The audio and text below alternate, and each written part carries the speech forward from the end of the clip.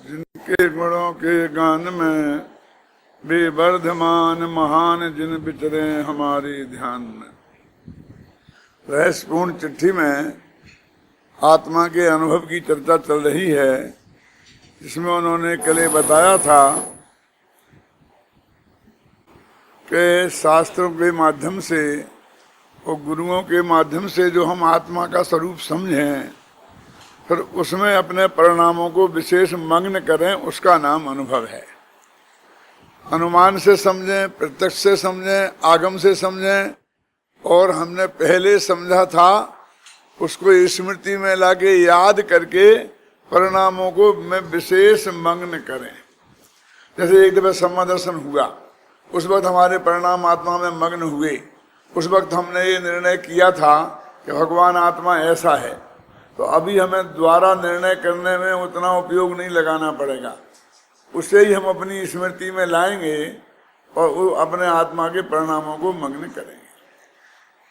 यहाँ पर पंडित जी ने कुछ प्रश्न स्वयं उठाए हैं और उनके उत्तर दिए हैं। बहुत मार्मिक प्रश्न हैं, क्योंकि अंत में एक बात कही थी, याद हो तो, कि अनुभव के बाद जानपना कुछ विशेष होता नहीं।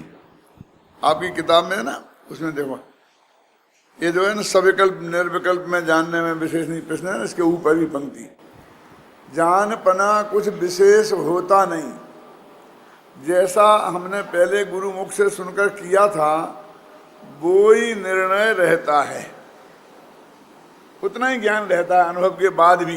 अनुभव के बाद में कोई उसके ज्ञान में ज्यादा वृद्धि हो जाती होगी, ऐसा नहीं है। तो यहाँ पर शिष्य का प्रश्न है, देखो पढ़ो, यदि सविकल्प निर्विकल्प में जानने का विशेष नहीं है तो अधिक आनंद कैसे होता है। अब कहते हैं अनुभव के काल में अधिक आनंद होता है। तो जब ज्ञान में आप क्या समझते हैं, ज्ञान में ज्यादा आएगा तो आनंद ज्यादा होगा। विचार करो, एक अवृत सम्मा दृष्टि चौथे गुण स्थान वाला है, वो आत्मा का अनुभव कर रहा है, और एक पंचम गुण स्थान वर्ती है, वो लड़ाई लड़ रहा है, युद्ध लड़ रहा है, तो ज्यादा आनंद किसको है? पंचम गुण स्थान वर्ती को है ना। और वो यदि एक मुनिराज हैं, वे अपने शिष्य को डांट भी रहे हों, गुस्सा भी कर रहे हों, प्रायश्चित दे रहे हों, तो अभी उस वक्त भी उनके आनंद ज्यादा है। इसलिए आनंद का मतलब ज्ञान की विशेषता से नहीं है, मग्नता की विशेषता से है। और पहले जब उसने जाना था तो परिणाम उसमें मगन नहीं हुए थे उस आत्मा में, और यहाँ परिणाम मगन हुए, इसलिए आनंद ज्यादा होता है। क्योंकि उपयोग चारों तरफ से हटकर वहां लगा। अभी तो उपयोग चारों तरफ कहीं भी लग रहा था तो उसका वेदन होता है और इसका वेदन मंद पड़ जाता है। अब उसे एक आत्मा का ही वेदन हो रहा है। इसमें लिखा है, तो मैं पढ़ता हूँ, सविकल्प दशा में ज्ञान अनेक ज्ञेयों को जानने रूप प्रवर्तता था। निर्विकल्प दशा में केवल आत्मा का ही जानना है। एक तो यह विशेषता है, और दूसरी विशेषता यह है कि जो परिणाम नाना विकल्पों में परिणमित होता था वह केवल स्वरूप ही से तादात्म्य रूप होकर प्रवृत्त हुआ।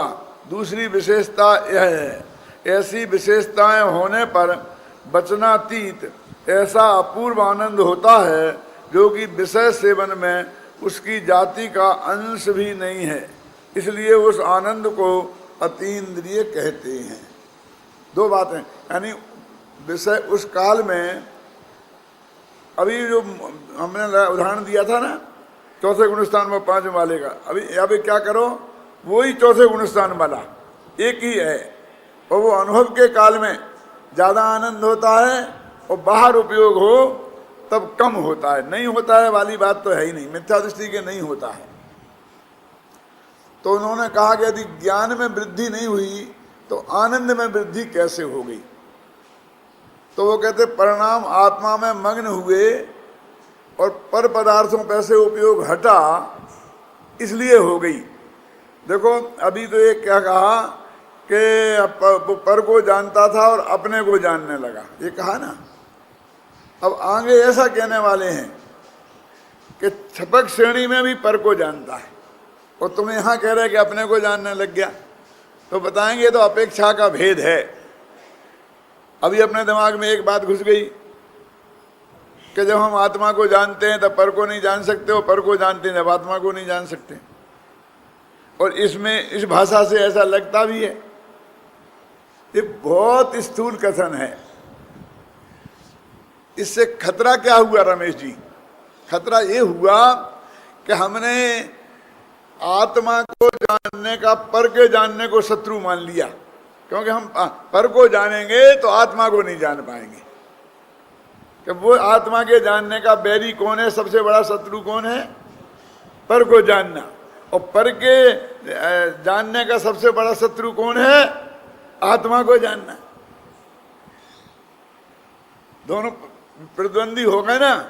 तो हम हमेशा जो ज्ञान का स्वभाव है, सौ और पर दोनों को जानना, हम उस स्वभाव का निषेध करने लग जाते हैं। वो तो दोनों को जानना उसका स्वभाव है, और वो छपक श्रेणी तक होता है, केवल ज्ञान के बाद भी होता है, और निगोदिया के भी होता है। तो एक समय को भी ऐसा नहीं होता कि आत्मा सौ और पर दोनों को न जाने। अब जो स्थूल कथन क्या जो अपन लोक में कहते हैं ना कि भाई देखो दो काम एक साथ नहीं हो सकते। यदि आप यहाँ लिखना शुरू कर दें कुछ, तो मैं कहूँगा देखो दो काम एक साथ नहीं होते, या तो मेरी बात सुनो, अरे यार लिखो। ऐसा बोलते कि नहीं बोलते? यदि मैं आपको सामने देख रहा हूँ तो पीछे नहीं देख सकता। दो काम एक साथ नहीं हो सकते।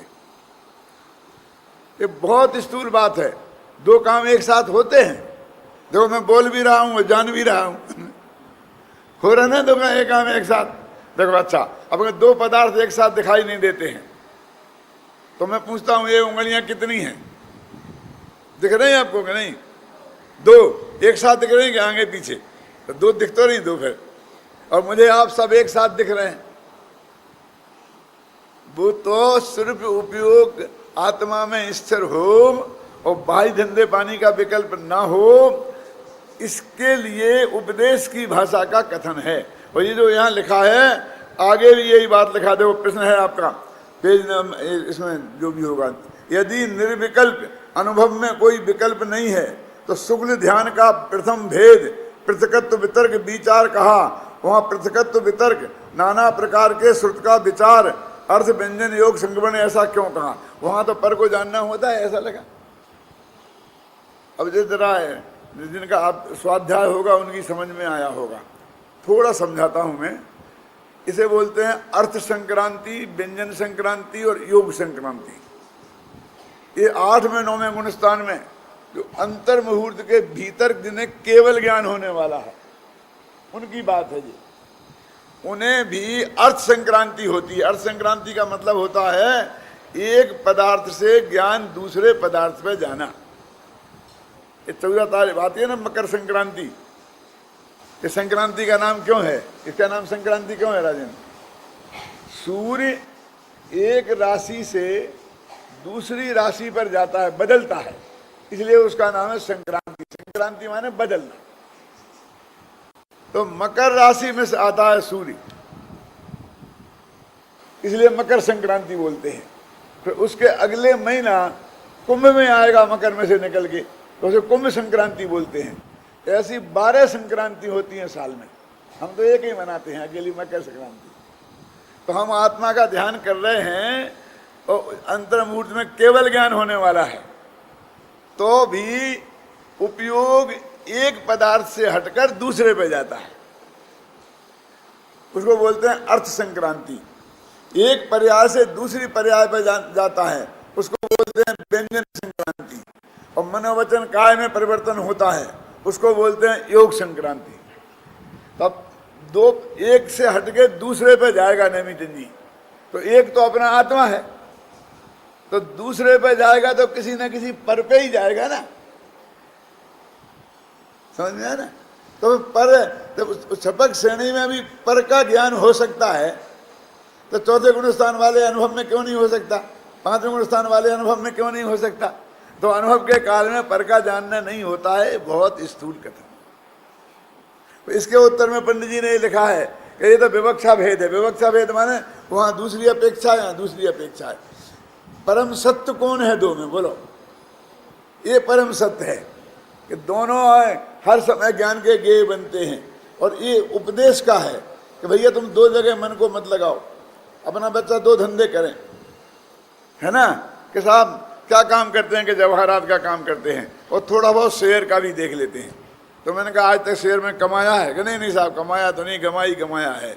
और शेयर वालों ने, उनने तो कमाया है। क्यों? कि तुम दो जगह उपयोग लगाओगे, ख्याल में है ना। इसलिए जो मेन बिजनेस है उसमें ही लगाओ, कमाओगे तो उसमें ही कमाओगे।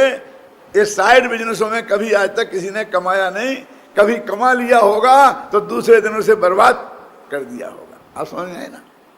तो ऐसा उपदेश कहते भैया तुम एक आत्मा में लगाओ, ऐसा नहीं चलेगा तुम्हारा। इसकी दृष्टि से वो उपदेश है।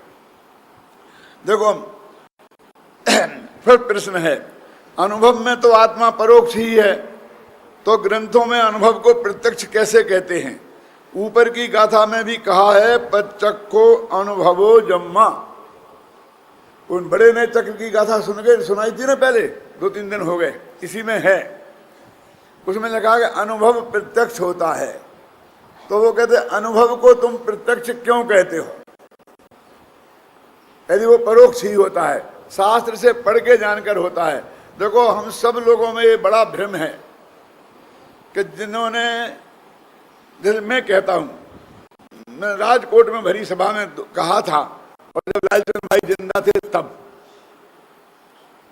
कि मैं आपसे ये जानना चाहता हूं कि मैं सम्यक दृष्टि नहीं हूं, इस बात का प्रमाण आपके पास क्या है? ये भी कहा था साथ में कि ये मत समझना कि मैं ये घोषणा कर रहा हूं कि मैं सम्यक दृष्टि हूं, मुझे कोई रस नहीं है इस घोषणा करने में, मैं इसको बेवकूफी मानता हूं। है तो अपनी निधि है, अपनी संपत्ति है, जो निधि पाकर निज वतन में गुप्त रह जन भोगते। लेकिन मैं एक कहता हूं कि आप चाहे जिसको सर्टिफाई कर देते हो और चाहे जिस पर मिथ्या दृष्टि की सील लगा देते हो, आपके पास आधार क्या है? एक शब्द मेरी गलती देख के बताएं जिनवाणी में से साहब मैं ये बात सही नहीं समझाऊं, और मेरे आचरण में चौथे गुणस्थान वाले का जो होता है उसमें से एक आध क्रिया बताएं कि ऐसी क्रिया होती तो नहीं होता है सम्मा दर्शन। कुछ निशान तो बताएं मिथ्या दर्शन का मेरे में। नहीं, जो आत्मा का अनुभव होता है तो वो आत्मा का अनुभव है कि नहीं है, तुम्हें क्या पता? अब तुम्हें तो यही पता नहीं है कैसा होता है, इसमें पढ़ो। हम अंदर से अंदर में जाते हैं, देखते हैं आत्मा दिखाई देता है कि मूर्ख, आत्मा कभी दिखाई देता ही नहीं है। वो तो गुरु के मुख से समझते हैं कि अनंत गुणों का पिंड है, असंख्यात प्रदेशी है, ज्ञान का घन पिंड है, शक्तियों का संग्रहालय है, शुद्ध बुद्ध है, निराकार है। वो ऐसा जानकर उसको ही इसमें ही परिणाम मगन करते हैं। ख्याल में है ना? फिर मैं शुद्ध हूँ, बुद्ध हूँ, निरंजन, ऐसा रटना रूप नहीं। ये रटने रूप रहते तो विकल्प खड़े हैं, और रटना रूप बंद होकर जो ज्ञान हुआ उसमें ही परिणाम मगन होते, उसको अनुभव कहते हैं। अभी तो अनुभव कहते किसे हैं इसका पता नहीं है, और ये अनुभव ही बन गए और दूसरे को मिथ्या दृष्टि घोषित करते हैं।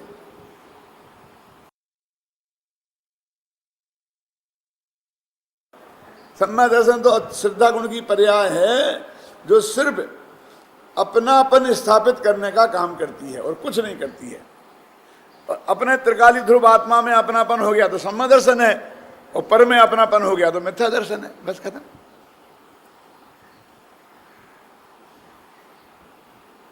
क्यों? आंखें बंद करके बैठे तो सम्मा दर्शन है, खोल के बैठे तो मिथ्या दर्शन है।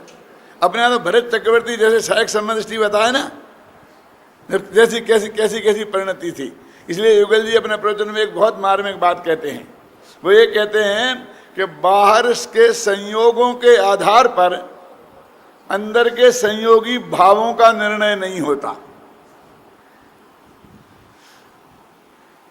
उनके 96,000 पत्नियां थी, तो इसका मतलब ये है कि आपके एक पत्नी है कि नहीं है, तो आपसे 96,000 गुना काम सेवन का भाव उनके होगा। क्यों? ऐसा कुछ नहीं है। हो सकता है कि उनके मन में नक्की हो गया हो कि बिल्कुल अभी पूर्ण ब्रह्मचर्य लेने का भी नक्की हो गया हो, ले ही लिया हो अंदर में, तो क्या करेंगे? वे घर में से रानियों को निकाल देंगे, या तो मुनि अवस्था धारण करेंगे तो सब छूट जाएंगी, और नहीं धारण करेंगे, सुनो, नहीं धारण करेंगे तो घर में ही सब रहेंगे कि नहीं? वो ब्रह्मचारी भी रहेंगे और घर में भी पत्नियां भी रहेंगी, दुनिया क्या जानेगी? तो तो कहते हैं कि बाहर के संयोगों के आधार पर संयोगी भाव का निर्णय नहीं होता। किसी के पुण्य का उदय है तो उसे बढ़िया से बढ़िया अनुकूलता है, एयर कंडीशन मकान, एयर कंडीशन गाड़ी, जहां जाए वहां हाथ जोड़ करके लोग खड़े रहते हैं, बढ़िया बढ़िया माल खाने खिलाने को तैयार रहते हैं, तो इसमें उसका क्या दोष है? वो तो पुण्य के संयोग में आएगा। अब उसका उसमें कितना इन्वॉल्वमेंट है, वो उसमें उसका कितना रस ले रहा है वो, क्यों? आपने तो 36 तरह के पकवान बना के रख दिए, लेकिन हमने तो बिना नमक का, बिना घी का, बिना रूखा एक फुल्का खा करके उठ गए, क्यों? दुनिया तो वो 36 तरह के पकवान देखती है। तो वो कहते बाहर के संयोगों के आधार पर संयोगी भाव का निर्णय नहीं होता, और संयोगी भाव के आधार पर सम्मा दर्शन का निर्णय नहीं होता। क्यों नहीं होता? सुनो, मैं 4 छायक सम्य दृष्टि आपकी अदालत में पेश करता हूं, देखना। एक भरत चक्रवर्ती, एक सौधर्मेंद्र, एक लोकांतिक देव और एक सर्वासिद्धि के अहमेंद्र। इसमें भरत चक्रवर्ती तद्भव मोक्षगामी थे और बाकी के 3 अगले भव से मोक्ष जाएंगे, यानी वो लेट जाएंगे, समझे ना? और भरत चक्रवर्ती के इतना संयोग है, हैं? समझ गए ना आपकी में? और सर्वासिद्धि के अहमेंद्र के बिल्कुल संयोग नहीं है, और दोनों की क्लास एक ही है। यदि वो संयोग के कारण सम्मा दर्शन आत्मा का अनुभव होता तो वो सर्वासिद्धि के अहमेंद्र बहुत ऊंची क्लास में पहुंच जाते हैं और उनको वहीं से मोक्ष चले जाते, बेकार को यहां आए। इतने संयोगों में रहते हुए भरत चक्रवर्ती पहले मोक्ष जाएंगे। तो बाहर के संयोगों से क्या निर्णय होता है? और संयोगी भाव है ना, युद्ध में लड़ने गए तो मुफ्त में बिना भावों के चले गए थे। संयोगी भाव से भी निर्णय नहीं होता है स्वभाव का। तीसरी बात कि देखो, सौधर्मेंद्र दरवाजे पर आकर नाचता है, जन्म के समय 1000 नेत्र बनाता है, वो भी छायक सम्य दृष्टि। और लोकांतिक देव दीक्षा कल्याणक के पहले पंच कल्याणक में भी नहीं आते। बोलो, दोनों छायक सम्य दृष्टि है। एक को भाव जन्म के समय नाचने पे आता है और दूसरे को जन्म कल्याणक पे आने का भाव नहीं आता है, दीक्षा कल्याणक पे आने का भाव आता है। और तीसरे जो हैं सर्वासिद्धि के, उन्हें पंच कल्याणक में ही आने का भाव नहीं आता, वे दीक्षा कल्याणक पे भी नहीं आते, वे केवल ज्ञान कल्याणक पे भी नहीं आते, वे मोक्ष कल्याणक पे भी नहीं आते। बोलो क्या करें? तो उनको तो बिल्कुल मिथ्या दृष्टि घोषित कर दें अपन। तो संयोगी भावों से और संयोगों से अंदर का निर्णय नहीं होता। और ये जो घोषणा करते फिरते हैं ना ये सम्मा दृष्टि, ये सब बाहर संयोग और संयोगी भाव देख देख के करते हैं। दूसरे का अंदर का आत्मा तो केवल ही भगवान जाने, ऐसा ही आता है। इसमें ही लिखा है, अभी इसी सहजपूर्ण चिट्ठी में पढ़ लेना आगे पीछे, क्यों तो केवल ज्ञानी जान सकते हैं आत्मा को, प्रत्यक्षों को प्रत्यक्ष तो एक है, बाकी अवध ज्ञानी जाना तो हमारे कर्म के उदय के हिसाब से जान सकते हैं। और ये बराबर ठोके जा रहा है, तो क्या देखा तुमने? हैं? कह रहे साहब क्या बताएं, बिल्कुल तो 24 घंटा आंखों में मस्त ऐसा रहते ऐसा रहते ऐसा रहते, कुछ दम नहीं है इसमें। एक सही घटना सुनाता हूँ। कोटा के पास एक बहन थी और उसके बारे में एक घोषणा हो गई थी कि वो सम्मा दृष्टि है, और बात ये चलती थी कि युगल जी ने उसकी जांच कर ली है और उसे सर्टिफाइड कर दिया है।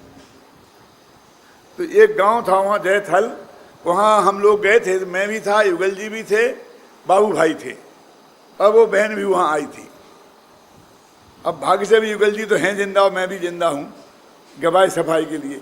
तो जब वो आई और उसको ही इच्छा थी कि हम लोगों से मिले, तो हम लोगों से आकर के मिली, घूंघट डाल के बैठी थी, पति बगल में बैठा था, और वो बराबर बराबर सुनाता था क्या होता है, कैसा है सम्मा दर्शन। तो वो बराबर ऐसा बोले जा रहा था कि ये तो बिल्कुल ऐसी है, रोटी जल जाती है, चाय उबल जाती है, लेटरिन लेके लोटा लेके जाना पड़ता था जंगल में, गाँव में। तो लेटरिन को जाती है तो हाथ में से लोटा छूट जाता है और पानी ढल जाता है। ये सम्मा दर्शन का स्वरूप में ये गुणगान गा रहा था वो पति। तो बाबू भाई सुन रहे थे और युगल जी सुन रहे थे और मैं भी सुन रहा था। दोनों चुप थे, मेरे से चुप नहीं रहा गया। तो मैंने कहा मैं जान रहा हूँ सब एक कैसेट बन रहा है, जवाहरलाल जी बिरसा वाले भी थे हमारे साथ में। तो मैंने कहा कि यदि हाथ में से लोटा छूट जाता है तो किसी अच्छे न्यूरोलॉजिस्ट को दिखाओ। क्या मतलब? मैंने कहा कि देखो चक्र सम्यक दृष्टि का जीवन बहुत व्यवस्थित होता है, उसकी कभी चाय नहीं उबलती है, उसका कभी रोटी नहीं जलती है सम्यक दृष्टि की, उसका निशाना भी कभी चूकता नहीं है युद्ध के मैदान में, और उसकी लाइफ बहुत व्यवस्थित होती है। ये इतनी अव्यवस्थित लाइफ हो गई तुम्हारी मिसेज की, तो या तो इनको किसी न्यूरोलॉजिस्ट को दिखाओ जो हाथ छूट गया, और नहीं तो एक अब मैं पागल खाना गाना तो कह नहीं सकता, वो क्या बोलते उसको, साइकोलॉजिस्ट को दिखाओ।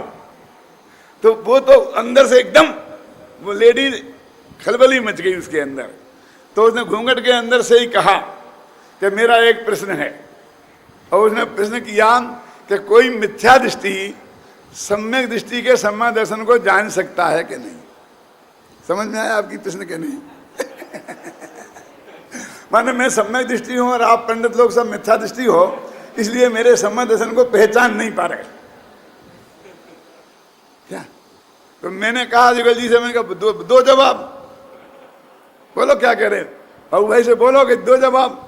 लेकिन वे तो सज्जन लोग, महापुरुष लोग हैं, उतने सज्जन अपन नहीं हैं। मैंने कहा कि बहन ये बताओ कि किसी सम्यक दृष्टि को मिथ्या दृष्टियों से सील की जरूरत पड़ती है? फिर युगल जी ने सील लगा दी और हमसे भी सील लगवाने आ गई, बाबू भाई से भी सील लगवाने आ गई। सील की क्या जरूरत है? मैं क्यों साहब आपने क्या देख के क्या इनको सील दी थी? युगल जी से कहा उसी के सामने। तो युगल जी ने कहा भैया मैंने तो कुछ नहीं कहा था, मेरे से इनने आकर ये कहा था मुझे सम्मेलन हो गया है। तो मैंने कहा था हो गया है तो अच्छी बात है, हैं? लेकिन जो तुम्हारे विकल्प दिख रहे हैं, जो तुम बता रही हो, वो सम्यक दृष्टि के ऐसे विकल्प तो होते नहीं हैं, और तुम्हें हो गया है तो खुशी की बात है। अब इसका अर्थ वो मानेगा उन्होंने सील लगा दी। बोले हमने क्या कर, उसके मुंह पे कहा युगल जी ने, आज भी युगल जी तो मौजूद है ना। वो बहन उस दिन से ऐसी गायब हुई कि गधे के सिर पर सींग जैसी, हमें 20 साल तक तो कहीं देखने को नहीं मिली ना समाज में। उन्हें सम्मा दर्शन का कुछ सब गायब हो गया, नशा खत्म हो गया। और फिर 20 साल बाद इंदौर के शिविर में एक दफे आई और चर्चा करने लगी, फिर हम तो पहचाने नहीं। तो उसने ही कहा कि पंडित जी वो तब तक वो नशा उतर चुका था। अभी सचमुच इनको उनके कैसे विकल्प होते हैं, कैसी परिणति होती है बाहर में, इसका ही ज्ञान नहीं है। ख्याल में आई ना? और अपने को मान के बैठ गए। जो मुनिराजों के भी नहीं होता है, कभी कभी ऐसी नकल करते हैं बैठ करके, समझे ना। और कई बातें ऐसी करते हैं कि सम्यक दर्शन तो किसी के होगा माथे पर सींग नहीं निकलते हैं। मैंने बोला ना, इनने जो आत्मा का स्वरूप समझा गुरु के मुख से, तो बस वो उनको जो स्वरूप समझा है उसमें भी अपने परिणामों को मंगन करने की कोशिश करता है। तो वो देशना लब्धि में जो बात आई, उसको प्रायोग, जो मंगन करने का जो इसको तीव्र राग है ना, परिणाम रस परिपाक, उसमें से कर्ण लब्धि आकर और पहली दफे सम्मा दर्शन हो जाता है। ख्याल में है ना? और वो सम्मा दर्शन गारंटी से अंतर्मुहूर्त से ज्यादा नहीं रहता। उपसम सम्मा का काल ही अंतर्मुहूर्त है। तो या तो मिथ्या दृष्टि हो जाता है, या क्षयोपम सम्मा दृष्टि हो जाता है, या छायक सम्मा दृष्टि हो जाए, लेकिन वो उसमें अधिक काल नहीं रह सकता। पंचम काल में छायक सम्मा दर्शन तो होता नहीं है, तो क्षयोपम सम्मा दर्शन होता है। ज़्यादा काल किसी को है तो। और 600 संवत से इनकी हालत क्या है मालूम आपको? बनारसी दास जी ने नाटक समय सार में लिखा है कि जे जे पंडित उपसमी क्षयोपसमी तिनकी अवस्था तो लोहार की संडासी है। क्षण माही आग माही, क्षण माही पानी माही, क्षण में मिथ्यात्व, क्षण में ज्ञान कला भासी है। ये लोहार होता ना, वो गर्म लोहा पीटने वाला, तो ये उसकी संडासी जिससे वो पकड़ता है गर्म लोहे को, तो वो क्या होती है कि वो लोहा तो उसमें रहता है अग्नि में, एकदम लाल हो जाता है, लेकिन संडासी तो उसके हाथ में रहती है। और कभी कभी उस लोहे को उठाने के लिए जाती है, तो उठाने को जाती है और लोहा पकड़ के रखती है तो वो भी गर्म हो जाती है। तो वो क्या करता है, लोहे को डालता है फिर आग में, और उस संसी को डालता है पानी में, बगल में पानी रखा रहता है कि जिससे वो उसकी ठंडी हो जाए। तो क्षयोपसम संबंध की हालत ऐसी है जैसे लोहार की संडासी गर्म है कि ठंडी? अरे लोहा तो गर्म है, लेकिन वो संडासी एक क्षण में गर्म है और एक क्षण में ठंडी है। ऐसे ही क्षयोपसम संबंध दृष्टि एक क्षण में सम्यक दृष्टि होता है और एक क्षण में मिथ्या दृष्टि हो जाता है। 1 घंटे में 25 दफे सम्यक दृष्टि हो, 25 दफे मिथ्या दृष्टि हो जाए, ऐसा हो जाता है। और अधिक से अधिक 66 सागर तक भी रहता है। उत्कृष्ट काल उसका 66 सागर है, लेकिन ये पंचम काल में तो उत्कृष्ट काल सागर तो होता ही नहीं है। तो अब हम कैसे किसी को घोषित करेंगे ये सम्यक दृष्टि और ये मिथ्या दृष्टि? क्यों? क्योंकि वो क्षण क्षण में दिन में 6 दफे मिथ्या दृष्टि हो गया, 6 दफे सम्यक दृष्टि हो गया। और तुमने हमें कब देखा था? 25 साल पहले हम गए थे, हम इधर रेल में मिले थे, और हमने तब देखा था वो पानी पी रहे थे, बस हमने समझ लिया मिथ्या दृष्टि। अब 25 साल पहले तूने देखा रेल में पानी पीते, तो जो रेल में पानी पिए वे मिथ्या दृष्टि होते हैं, तो ये कहाँ का तूने अन्वय व्यतिरेक लगाया? बताइए कौन सा नियम है ये? बोलो, है कोई ऐसा नियम? देख क्यों?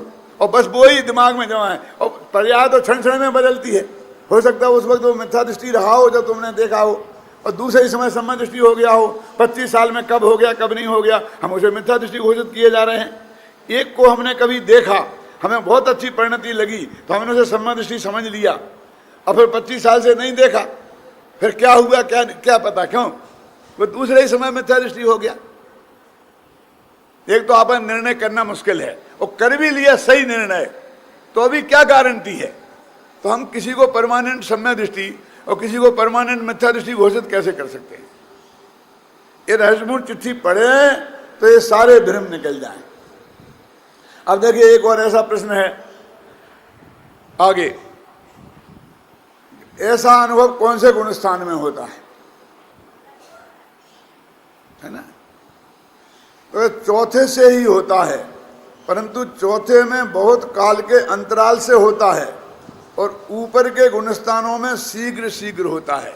अब देखो ये भी समझ लो जब क्या चक्कर है कि एक आदमी को सम्यक दर्शन हो गया, अब उसके बाद 6 महीने तक वो आत्मा का अनुभव नहीं करे तो अभी सम्यक दर्शन कायम रह सकता है,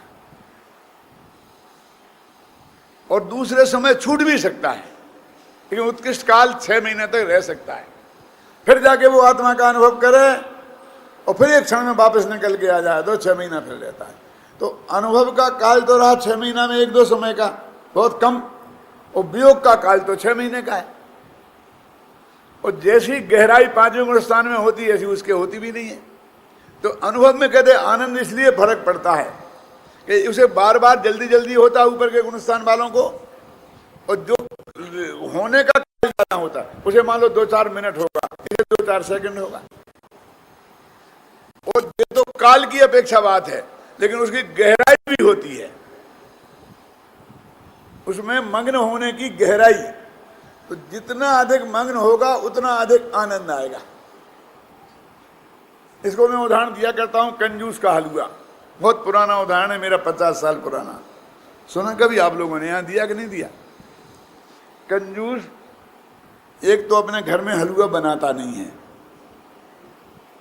कदाचित कोई मेहमान आ जाए और उसे हलवा बनाना पड़े और मेहमान जब खाने को बैठा तो वो साथ में इसे भी बैठा है, तो इसे भी हलवा खाना पड़े, तो भी जैसा स्वाद मेहमान को आता है वैसा उस घर वाले को नहीं आता। ऐसा कैसे हो सकता है? एक ही हलवा दोनों जने खा रहे और एक को स्वाद अच्छा आए और एक को नहीं आए, क्यों? क्योंकि वो जो मेहमान है वो तो खाने में मगन है और ये सोच रहा है कि मेहमान तो बहुत महंगा पड़ा, 150 रुपये किलो का घी इतने किलो की बादाम, 500 रुपये का मेहमान पड़ा।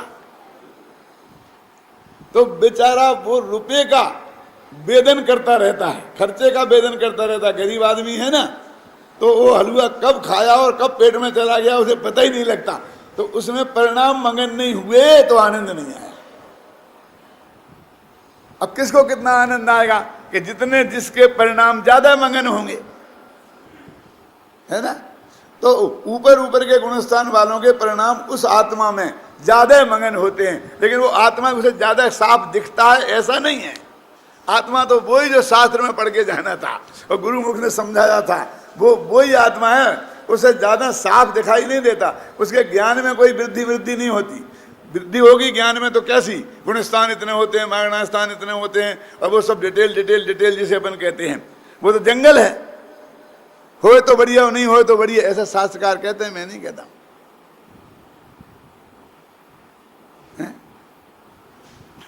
तो सम्मा दर्शन का जो ये स्वरूप है ये ख्याल में ही नहीं है उसे, और जबरदस्ती इस चक्कर में पड़ा हुआ है घोषित करने से क्या लेना देना है। देखो ये मेरा सम्मा दर्शन से मुझे आनंद आएगा और आपके से आ पाएगा। आपका सम्मा दर्शन मेरे किसी काम आने वाला नहीं है और मेरा सम्मा दर्शन आपको किसी काम आने वाला नहीं है। मैं सम्मा दृष्टियों को मिथ्या दृष्टि जांच करने से तुम्हें क्या लेना देना है, तुम्हारा क्या बनना बिगड़ने वाला है। कि साहब हम तुम्हारा प्रवचन कैसे सुने, मिथ्या दृष्टि से तो सुनना नहीं चाहिए ना। कि भैया हमारा है ही कहाँ जे, हम तो ये टोडामल जी का पढ़ रहा है, इन्हें तुम्हें भरोसा है टोडामल जी है पंडित तुम्हारे सम्मा दृष्टि, तो हम तो उनका पढ़ के सुना रहे हैं, हमारा कहाँ है इसमें। क्या ना सही टोडामल जी तो कुंद तो हैं, तो कुंद का उदाहरण दिया है उनने, तो नए चक्र का उदाहरण दिया है। ना सही नेवे तो उनने भगवान की दिव्य धुनी में जो आया था वो सुनाया है। देखो भगवान की दिव्य धुनी के कारण ही प्रमाणिक है, बाकी और कोई प्रमाणिक नहीं है। सुनना मैं क्या कहना चाहता हूं, सूर्य की रोशनी तो स्वयं की है और चंद्रमा की रोशनी कहते स्वयं की नहीं है।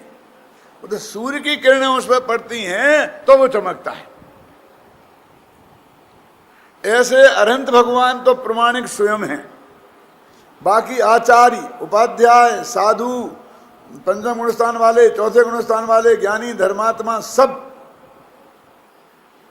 इनकी प्रमाणिकता उसके आधार पर है कि यदि इनकी वाणी उनसे मिलती है तो इनकी बात सच्ची है, नहीं मिलती है तो झूठी है।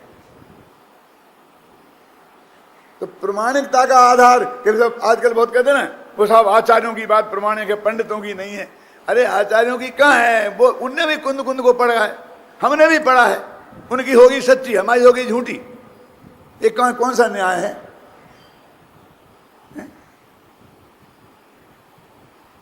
क्यों?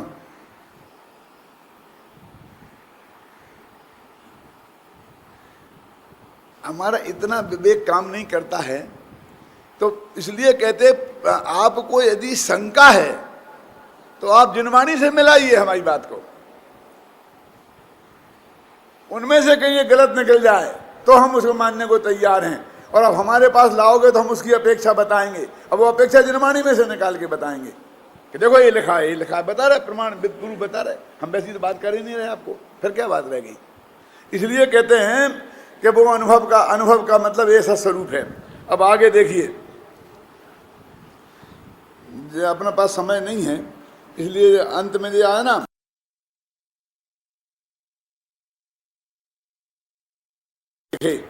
उनने लिखे होंगे उनको 3 दृष्टांत है ना, सबसे नीचे लिखवा मिला क्या नहीं मिला है ना,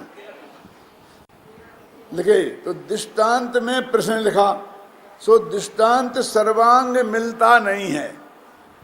दृष्टांत है वह एक प्रयोजन को बतलाता है। सो यहाँ द्वितीया का विधु दोज का चंद्रमा और जल बिंदु और अग्निकर्ण का, ये तीन उन्होंने उदाहरण दिए। कहते द्वितीया का चंद्रमा वो पूर्णमासी के चंद्रमा का अंश है, और जल का बिंदु समुद्र का, वो समुद्र के पानी का अंश है, और अग्नि की कणिका इतनी ढेर सारी अग्नि है उसका ही अंश है। ख्याल में है ना। अब ये बात अलग है कि एक बूंद पानी से तुम्हारी प्यास ना बुझे, लेकिन उसका गुण वो ही है जो समुद्र के पानी का है, वो ही चंद्रमा की रोशनी है जो पूर्णमासी वाले की है। तुम्हें जरा कम दिखे तो नहीं दिखे, वो ये बात कह रहे हैं। तो यह तो एक देश है, और पूर्णमासी का चंद्रमा और महासागर समुद्र और अग्निकुंड ये सर्वदेश हैं।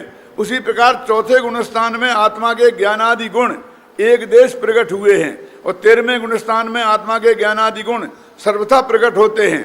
और जैसे दृष्टांतों की एक जाति है, वैसे ही जितने गुण अभ्य सम्य दृष्टि के प्रकट हुए हैं, उनकी और 13वें गुणस्थान में जो गुण प्रकट होते हैं उनकी एक जाति है। अब ये बता रहे कि 13वें गुणस्थान में अनंत भगवान को जैसा आनंद आता है, जैसा ज्ञान होता है, वैसा ही चौथे गुणस्थान वाले का होता है। अब वो क्या कहते हैं, कैसे हो सकता है, तुम्हें और अनंत के बराबर ही बराबर है। तो वो कहते भाई फर्क ये है कि हमारे पास उसका एक अंश है और उसके पास ढेर सारा है। क्यों? आप जयपुर में आए कि साहब मिश्री मावा कहाँ का अच्छा मिलता है, उनके LMB में चले जाओ। तो LMB होटल में आपने 2 किलो मिश्री मावा खरीदा और झटके खाया। एक गरीब आदमी गया, उसने कहा मुझे मिश्री मावा चाहिए, कि क्या भाव दिया है? 100 रुपये किलो। कि मेरे पास तो 5 रुपया है। तो कितना 50 ग्राम आएगा? तो उसे 50 ग्राम ले लिया और एक दफे में कौर में खा लिया।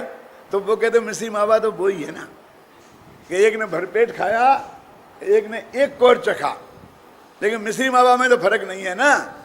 वो कहते हैं, तो वो कहते क्या बात करते हो, उनका अनंत के सुख और हम में अनंत सुख नहीं है। कि वो मात्रा की अपेक्षा बात मत करो, सम्यक ज्ञान की अपेक्षा बात करो। सम्यक पना दोनों में एक सा है कि साहब वे सारी दुनिया को जानते हैं और हम तो बहुत थोड़ा जानते हैं, कि तुम थोड़ा और अधिक की बात मत करो। जाति कौन सी जाति? सम्यक पने की जाति दोनों में एक है, केवली भगवान की और चौथे गुणस्थान वाले की। देखो एक बात है, एक बहुत अच्छा उदाहरण है कि एक आदमी को कैवेंडर नाम की सिगरेट चाहिए, 2 सिगरेट। क्या क्या चाहिए? कैवेंडर नाम की सिगरेट। तो पान वाले के पास जाए तो उसे 2 सिगरेट मिल सकती है। तो कहे कहाँ पान वाला? अरे हमारे यहाँ तो कारखाना है सिगरेट का। लेकिन सिगरेट का कारखाना है, लेकिन तुझे कौन देने वाला है 2 सिगरेट? तुम उसके दरवाजे पे जाएगा तो अंदर चपरासी नहीं घुसने देगा। यदि मिलने का समय लेगा मैनेजर से तो 6 महीने बाद का समय मिलेगा। फिर भी तुम कोशिश करना, 2 सिगरेट वहां नहीं मिलेंगे। तेरी पूंजी इतनी है तो तू पान की दुकान वाले से खरीद ले, कि मैं पान की दुकान वाला है। अरे भाई, पान की दुकान वाले को क्या देखता है? तू सिगरेट को देखना। सिगरेट तो वो ही है, भले ही वहां ढेर सारी लग रहे, पहाड़ के पहाड़, और यहाँ 2 हैं, लेकिन तूने पैक बंद थी ना डिब्बी, उसमें से निकाली है ना, तो तू चिंता मत कर, ये वो ही सिगरेट है। ख्याल में है ना? तो ऐसा कहते भगवान महावीर के समोषण में जो तुमने जाके सुना, वो आज हम जो सुना रहे थे वो ही बात है।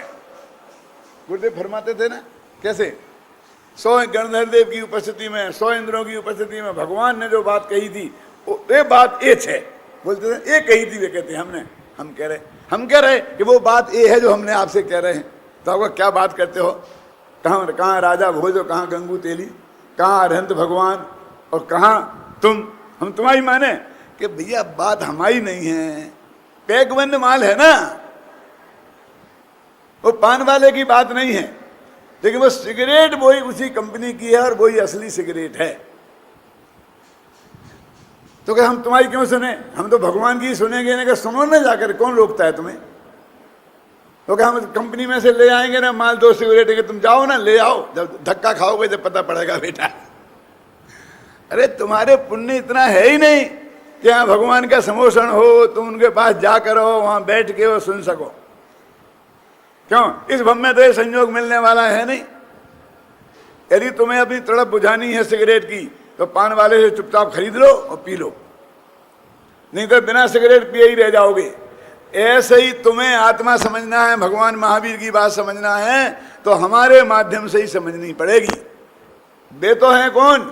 अनंत भगवान, वो तो उसकी कंपनी का मालिक है, और हम पान वाले हैं। बोलो, सुनना है पान वाले की बात क्या? नहीं। हम कब कहते हैं कि हमारी बात है कि साहब ये सिगरेट खराब निकली, तो निकली तो मैं कोई गारंटी नहीं है। तुम आप इस पर देख लो पैक बंद है कि नहीं, और इस पे एक्सपायरी डेट तो नहीं निकली है। बस दो बात की मेरी गारंटी है, उसके बाद में अंदर जहर निकले उसमें, उसका मैं जिम्मेवार नहीं हूं। तो ऐसे ही हम तुमसे कह रहे हैं, दो बात की गारंटी है कि हमारी जनवाणी से तुम मिला लो, क्यों? और फिर उसमें जहर निकले झूठी हो तो हम नहीं है जिम्मेवार, भगवान महावीर जिम्मेवार। इनसे जाके लड़ना,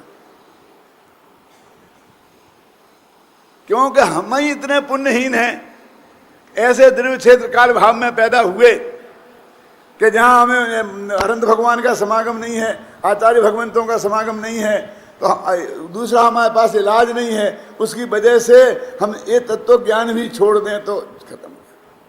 मुझे अंत में एक बात कहनी है आप लोगों से 5 मिनट में, कि महापुण्य के योग से आपने एक कितना सुंदर जन मंदिर बना लिया है।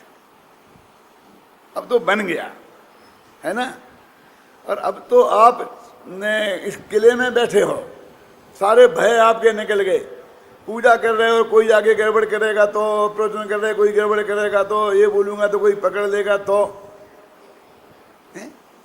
ये आज़ादी आपने बहुत मुश्किल से प्राप्त की है, क्योंकि हम देख रहे हैं 25, 30, 40 साल से तो आप हर साल बातें ही बातें करते थे, और आपको जो उपलब्ध नहीं हो पाया था, है ना। ये समझ लो उन लोगों की कृपा से जो उपलब्ध हुआ है, कि जिनने तुम्हें वहां से धक्का मार के निकाला और तुम्हें प्रवचन नहीं करने दिया, इसलिए उनका उपकार मानना चाहिए।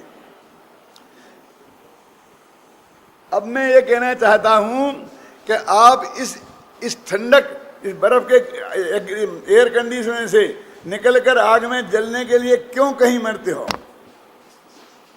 करो ना, अपना लाभ लो, किसी में बिल्कुल उलझने की जरूरत नहीं है।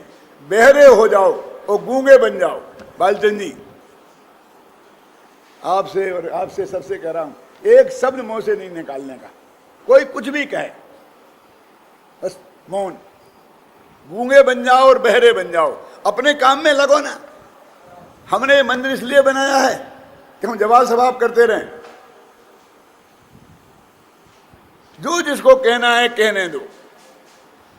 हमारी मुमुक्षु समाज की 2 बातें महत्वपूर्ण हैं आज के समय में, कि हमें अलग मंदिर चाहिए। क्यों चाहिए? इसलिए चाहिए कि हम निर्विघ्न रूप से पूजा पाठ कर सकें, स्वाध्याय कर सकें, पढ़ सकें। आप देखिए, इतने आपने विधान किए और हर महीने विधान की घोषणा हो रही है। क्यों? आप कर सकते थे कहीं? यदि करते तो आप कौन से पंडित को बुलाएंगे? आप पंडितों की लिस्ट दो और फिर वो पास करेंगे और रिजेक्ट करेंगे। पंडित हुकुमचंद नहीं चलेगा, जगदीश भाई नहीं चलेगा, क्या हम बुलाएंगे? क्यों साहब बोलिए। तो पूजा पाठ भी हम अपने मन का नहीं कर सकते थे ना। कौन सी किताब पढ़ोगे कि उनकी एक किताब नहीं चलेगी? कौन सी पूजा करोगे कि युगल जी वाली के नहीं चलेगी? था ना, हम कितनी गुलामी थी। अब हमको इतनी आज़ादी प्राप्त हो गई ना, तो हमें ऐसे मंदिर चाहिए गांव गांव में, बनाएंगे हम। क्योंकि हम सारी जिंदगी गुलामी में धर्म नहीं कर सकते। लेकिन इसका अर्थ एक कदापि नहीं है कि हम दिगंबर जैन समाज से अलग हो गए। हम दिगंबर जैन समाज के अंग हैं और हर दिगंबर जैन समाज के सुख दुख में उसके साथ हैं। आज संवेद शिखर पर कोई संकट आएगा तो हम बिल्कुल पूरी तरह से उसमें जुट जाएंगे, उनके साथ रहेंगे, कंधे से कंधे मिला के रहेंगे और रहना चाहिए। गिरनार जी का आएगा, संवेद शिखर का आएगा, आज समझ लें किसी महाराज पे उपसर्ग आएगा तो हमसे पूछा कि साहब जो कुंडलपुर में हो रहा है और आप किस पक्ष के हैं? मैंने कहा हम अपने आत्मा के पक्ष के हैं, हमें फुर्सत नहीं है कि जानने की। क्या उसके आप समर्थन के विरोधी? समर्थन विरोधी का सवाल नहीं है, लेकिन इतनी बात नक्की जरूर है कि कोई यदि विद्यानंद जी सागर जी महाराज को हाथ लगाएगा और कहेगा मैं पुलिस में ले जाता हूं, तो हम अपनी जान की बाजी लगा देंगे, क्योंकि एक मुनि धर्म की सुरक्षा का सवाल है। हम समाज के साथ हैं। घोषणा की थी मैंने सागर में। हम इसका मतलब ये नहीं है कि जो उन्होंने किया उसका हम समर्थन कर रहे हैं। वो हम उन्हें समझाएंगे, समझा पाएंगे तो मानेंगे, नहीं मानेंगे तो नहीं मानेंगे। अब जो करके आएंगे तो करेंगे, हम क्या करें, लेकिन फिर भी अंतिम समय में हम उनके साथ हैं। हम समाज से अलग नहीं किसी भी कीमत पर। हम हर काम में समाज का सहयोग करेंगे और समाज का सहयोग लेंगे। आज की बात जाने दो, कल जब मंदिरों की यहाँ की लिस्ट बनेगी तो उसमें आपके मंदिर का नाम लिखा जाएगा। जब सब मंदिर समाज मिलकर महावीर जयंती का जुलूस निकालेंगे तो आपके मंदिर के पास भी एक पत्र आएगा। हमारे पास आता है ना जयपुर में कि जुलूस में आपका भी एक ट्रक रहना चाहिए और आपका भी ये करना चाहिए। सब होगा, हम अंग हैं, सब शामिल हैं पूरी तरह। हमारी दो बातें हैं कि हम अपनी सिद्धांत में, अपनी मान्यता में, अपने स्वाध्याय में, अपने पूजा पाठ में हम किसी की कोई गुलामी स्वीकार करने को तैयार नहीं है। ख्याल में आया ना कि तूने ये नहीं किया, ये नहीं किया, ये नहीं किया, ये नहीं किया। हमें ये सुनना नहीं है कि हमने क्या किया और क्या नहीं किया।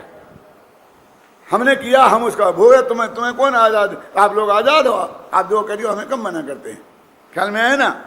हम हर बात की सफाई देने की हमें जरूरत नहीं है। ख्याल में आई ना? लेकिन हम अपने में से, अपने में आप 4 महीना, 6 महीना, 1 बरस बिल्कुल मौन लेकर गुप्त हो जाओ, बस खत्म। और खूब गहरा स्वाध्याय करो, पढ़ो, जितना आप यहाँ कार्यक्रम कर सकते हो करो। और पूजा पाठ की तो आपने घोषणा करी है तो बहुत अच्छी बात है, लेकिन स्वाध्याय की भी घोषणा करो। वो रोजाना करने की चीज है, हैं? विद्वानों का भी तांता लगाओ, पूजा पाठ करने वालों का भी और स्वाध्याय करने कराने वालों का भी, है ना? अभी सुमत प्रकाश जी हैं तो रोको उन्हें महीना 2 महीने। हम नहीं रोक सकते तो उन्हें तो रोक सकते हो ना आप। पढ़ो उनसे। कोई विकल्प में उलझने की जरूरत तो तब थी जब हमारा चौका एक साथ था, हैं? झगड़ा तो तब था। अब देवरानी जिठानी अलग हो गई। अब बढ़िया बढ़िया माल मसाला खाएं, चाहे भूखों मरे, हैं? क्या करें? चाहे सुबह 6 बजे खाएं, चाहे 12 बजे खाएं, क्या फर्क पड़ता है? क्यों?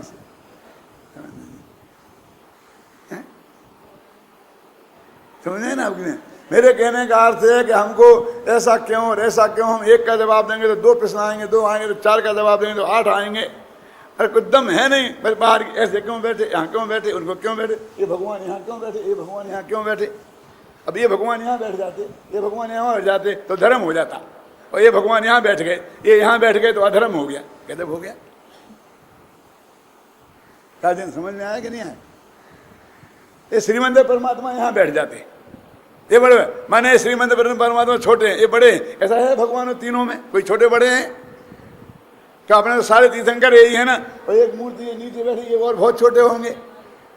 अरे मूर्ति का आकार छोटा होगा, भगवान छोटे नहीं है। और हमारे यहाँ तो आदिनाथ थे कितने, 500 धनुष के, और महावीर 7 हाथ की। और हम महावीर की मूर्ति बनाते हैं 7 हाथ की, और महावीर की आदिनाथ की बना देते हैं 7 इंच की।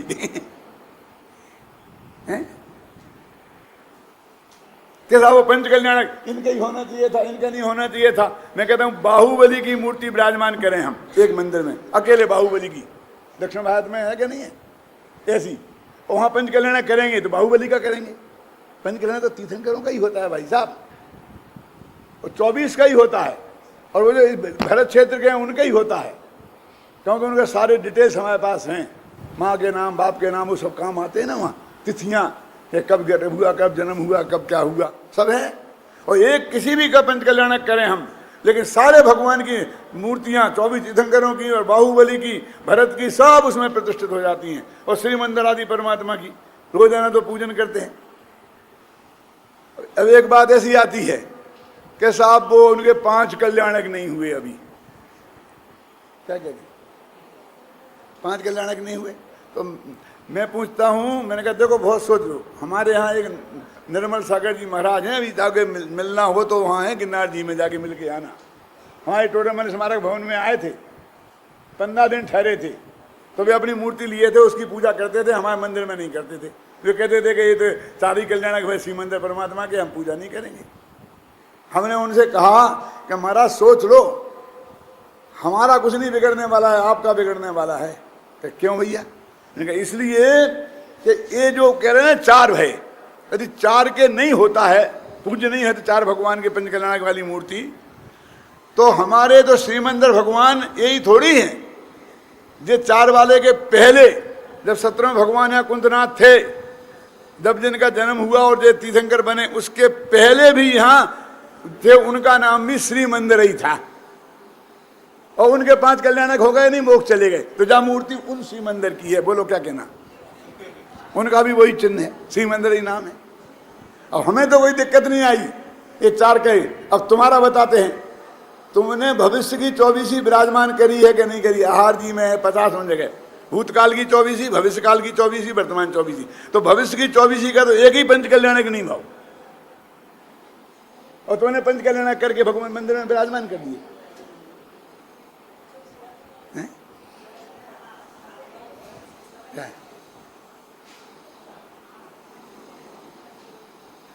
अरे भाई, शादी जिसकी होती है घोड़े पे वो बैठता है, कहने साहब घर के मुखिया को, या तो घर का मुखिया घोड़े पे बैठे और नहीं तो नहीं बैठे, दूसरा बैठे, कोई जरूरी थोड़ी है। जिस बेटे की शादी होगी वो बैठेगा घोड़े पे, और उसकी वजह से वो घर का मुखिया नहीं हो जाएगा। मुखिया तो जब तक बाप जिंदा है जब तक वो ही रहेगा, और उसके बाद वो मरेगा तो पगड़ी बड़े भाई को बनेगी, उसे नहीं बनेगी। इसका मतलब ये नहीं कि वो घोड़े पर नहीं बैठेगा, घोड़े पर भी बैठेगा। जिस दिन का विधि नायक जो बनेंगे वो बनेंगे, और मूर्ति सबकी प्रतिष्ठित होगी, मूल नायक जो होगा सो होगा। लेकिन हमको किसी चक्करबाजी में पड़ना नहीं है, जवाबबाजी में। इसका मतलब ये नहीं कि हमारे पास जवाब नहीं है, हमारे पास जवाब तो सब हैं, लेकिन हमें जवाब देना नहीं है ना, जवाब लेना नहीं है। हम तो आपसे हाथ जोड़ते हैं कि आप मौन रख लो, एक शब्द बोलो नहीं और एक शब्द सुनो नहीं, गूंगे और बहरे बन जाओ। आपको जितनी शांति मिलेगी बालचंद जी, आप उसकी कल्पना नहीं कर सकते। ख्याल में ना? एक यही बात मुझे आपसे कहनी है सबसे, कि आप फिर मैं कभी आऊँगा साल 6 महीने बाद कभी, तो आपसे मैं पूछूंगा कि यदि आपने मेरी बात मानी कि नहीं मानी, और मानी जिनने उनको कैसा रहा, और जिनने नहीं मानी उनको कैसा रहा, तो मेरे को भी प्रयोग में हो जाएगा कि कौन सा रास्ता सही है।